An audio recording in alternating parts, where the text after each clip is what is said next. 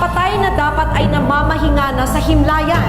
Pero sa halip na sila'y bigyan ng katahimikan, maging sila ay biktima ng paglapastangan. Mga patay na nirerentahan para pagkakitaan. Mga patay na umunoy ginagahasa at pinagsasamantalahan. Sa aming special report ngayong gabi, alamin kung bakit tila di napapakalagaan ang karapatan ng mga yumao sa ilang illegal na gawaing aming natuklasan. Kilala ang mga Pilipino sa mataas na pagkilala sa mga yumao. Lahat ng paggalang ibinibigay hanggang sa kanilang huling hantungan. Pero may ilang pagkakataon na ang mga wala ng buhay nilalapastangan at pinagsasamantalahan.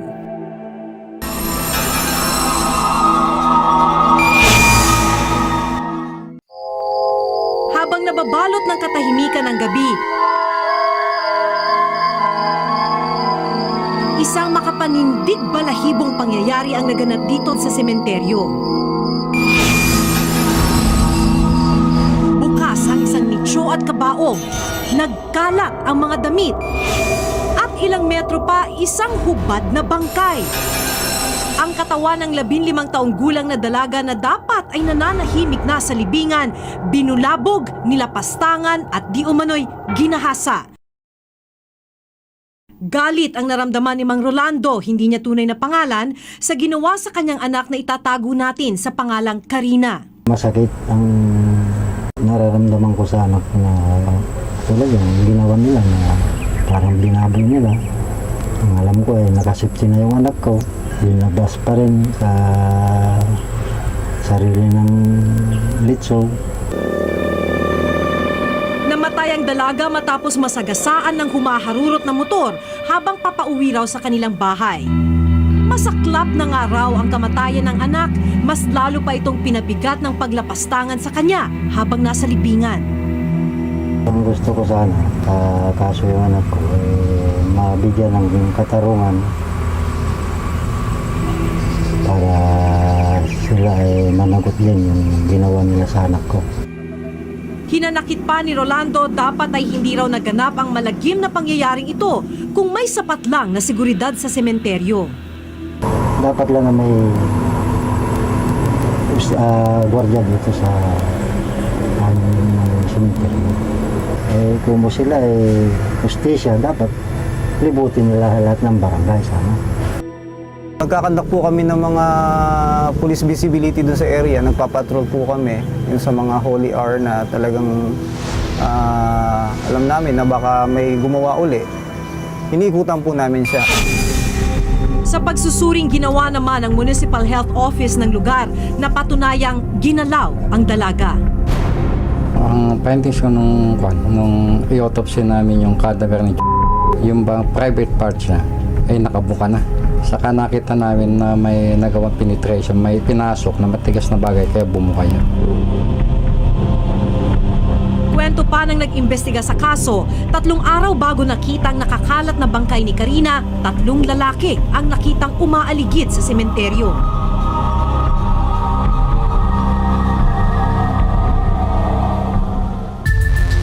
Sa sinumpaang salaysay ng isang testigo, positibong kinilala ang isang 20 taong gulang na lalaki mula sa kabilang bayan na isa sa lumapastangan kay Karina. Pero hanggang ngayon, patuloy pa rin malaya ang mga suspect. Napakababang kaso pa yon, yung sa desecration of death. So bali, hindi pa ganun ka-stipend po yung batas. Parang ang magiging charges lang po dun bayaran kung ano yung mga nasira. Ganun lang. Although talagang may ginawa, sabihin natin paglapastangan doon sa bangkay, pero hindi pa ganun kabigat yung batas natin para doon. Ang kasong maaari lamang isampa sa mga suspect ay ang paglabag sa Sanitation Code of the Philippines. Ipinagbabawal dito ang hindi maayos na paglilibing o di kaya naman ay pagtatapon ng bangkay sa kahit saang lugar. May parusang 6 na buwang pagkabilanggo o multang hindi tataas sa 1,000 piso ang sinumang mapatunayang nagkasala. Noong nakaraang taon, inhain ni Senator Manny Villar ang Senate Bill 1297 kung saan ginagawang krimen ang panghahalay sa bangkay. Reklusyon perpetua o habang buhay na pagkabilanggo ang parusa sa sino mang gagawa nito o multang 100,000 hanggang 500,000 piso ang parusa. Hanggang sa ngayon nakabinbin ang nasabing panukalang batas. Isang nakababahalang sakit sa pag-iisip ang taglay ng sino mang sangkot sa ganitong gawain. Tinatawag itong necrophilia. Ito ay isang sakit sa isip na kailangan gamutin. Oo nga, may ginawa silang kasalanan. Pero para sa akin, ito ay isang abnormal na pangyayari na dahil doon sa mga dagok sa kanilang buhay, hindi naman natin kinokondone ang ganitong behavior. Ganito ang 2 taon nang nakasanayang gawin ni Ernie, hindi niya tunay na pangalan at isang janitor sa isang pulinarya. Pakikipagtalik sa patay ang kanyang kakaibang hilig. Ernie, anong ginagawa mo pag nakakakita ka ng patay na babae na pinapasok sa loob ng morgue? Pag makikita ko po magandang babae, tapos doon po, ay inaano ko po sila. Ginagalaw mo? Opo. Parang may pumapasok sa isip ko na gusto siyang galawin. Hindi na nga raw niya mabilang ang mga bangkay na kanyang ginalaw. Pag minsan po kasi sa isang buwan, wala po akong nagagalaw. Minsan sa isang buwan naman, dalawa, tatlo.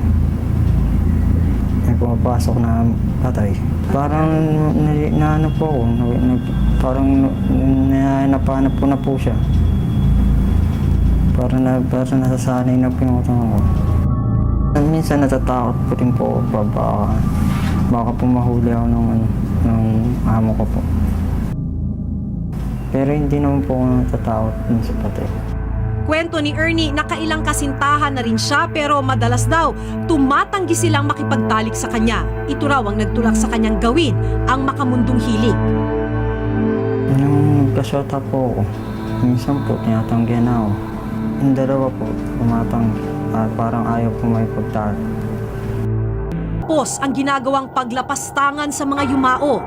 Dahil ang ilang bangkay, kung hindi man nirerenta, binebenta upang mapagkakitaan.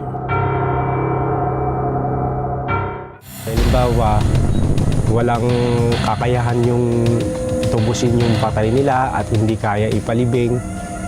Ginagawa namin, hinahakila, tapos pinasusugalan namin para kumita naman din kami.